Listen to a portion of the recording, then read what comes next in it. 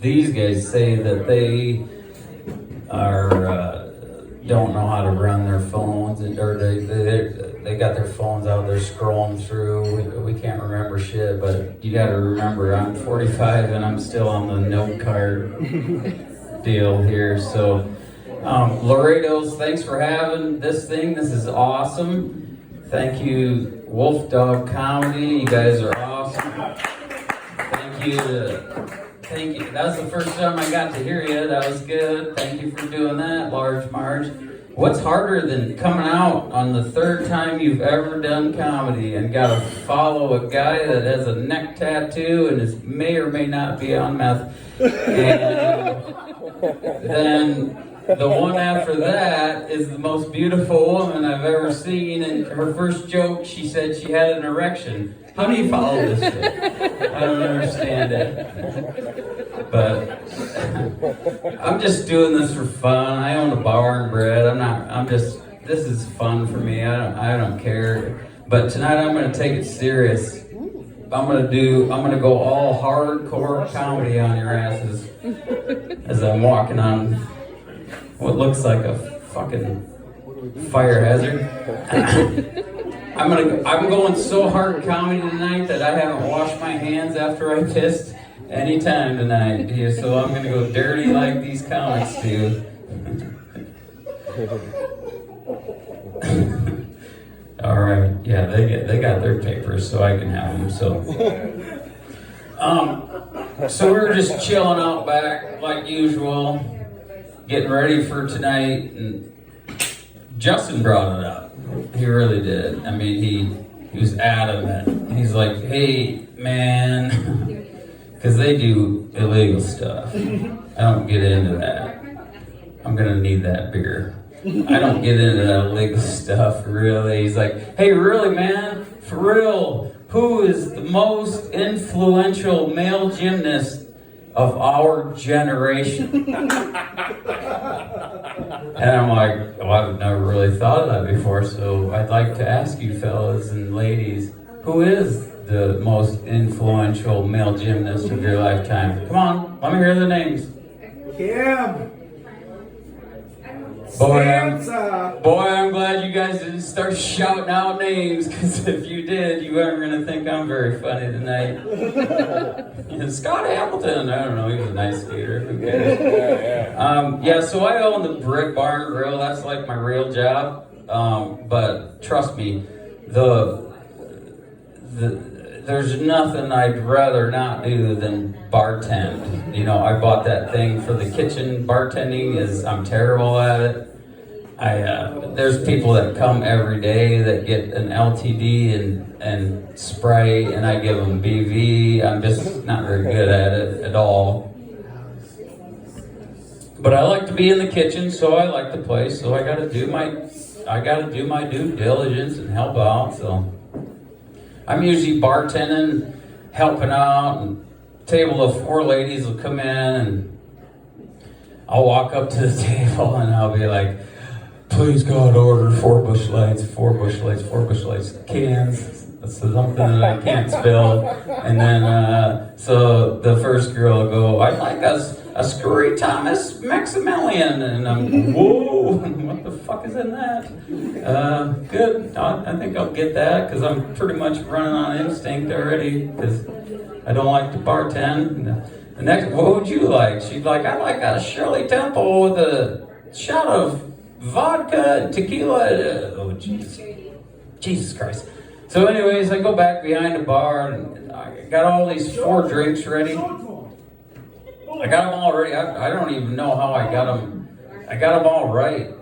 So I'm bringing them out to the table, and you're never supposed to carry 4 glasses at the same time, but I am. So all of a sudden I hear a crash behind me. And I look back and I look at my son, he's the bartender. I go, what the fuck did you just do? And he goes, well, you just broke a glass. Oh shit. So I did what, I delivered them drinks to them 4 girls. I don't know if they got in the right place or not, but I did what every good bar owner would do. I I ran upstairs and grabbed the broom and the dustpan so the guy in the wheelchair didn't get a fucking flat tire. You don't want him rolling around there with a flat tire. Jesus, they get mad.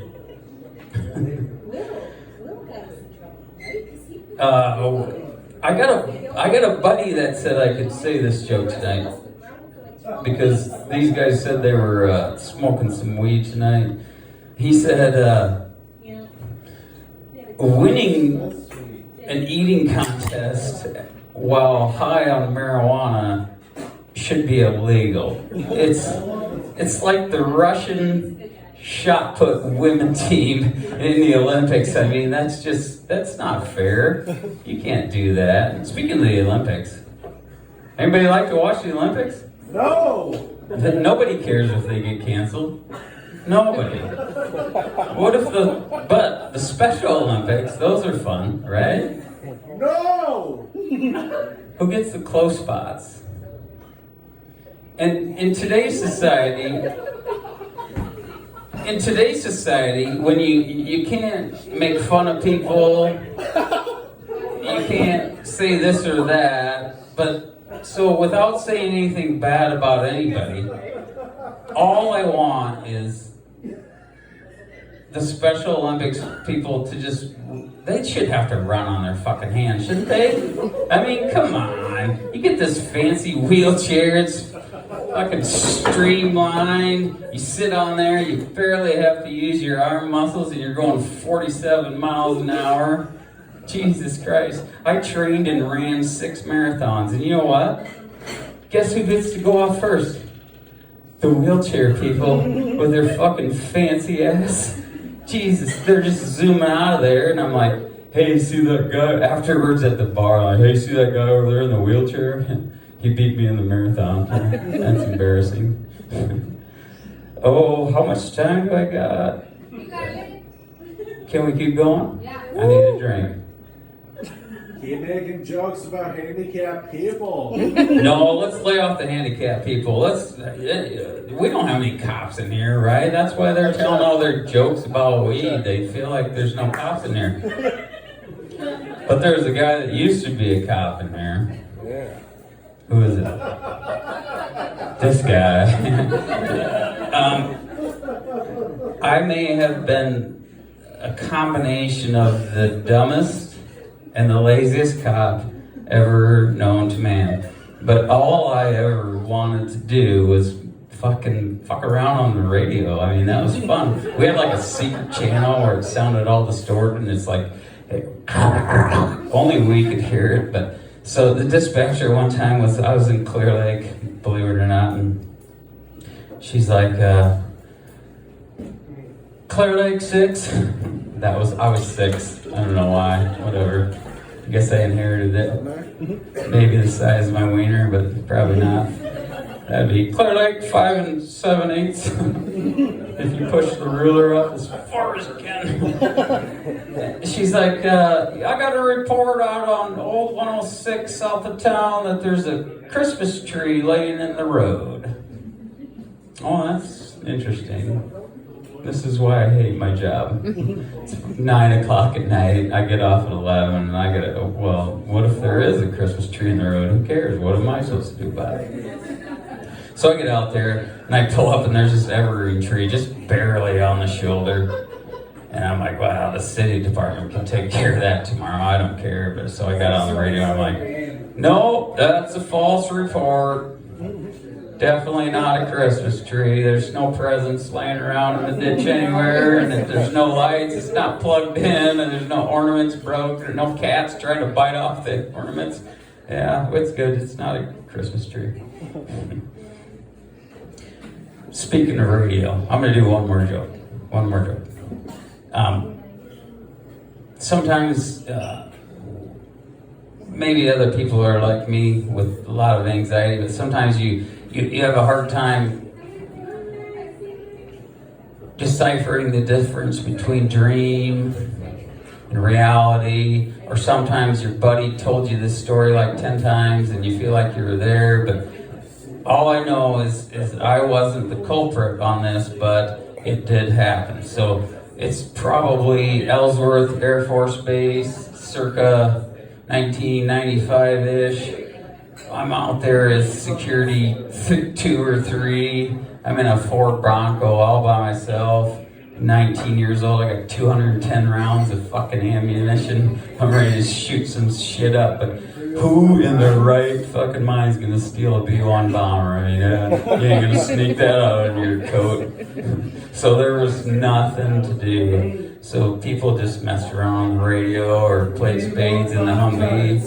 But one night there'd been hours of silence, and we're sitting there, and I'm just about my 3rd trimester of my 2nd nap of the night. And all of a sudden over the radio comes, fucking crazy.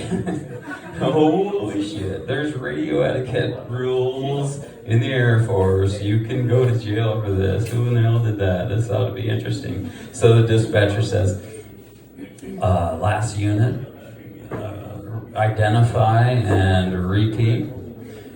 And there was a couple minute pause, and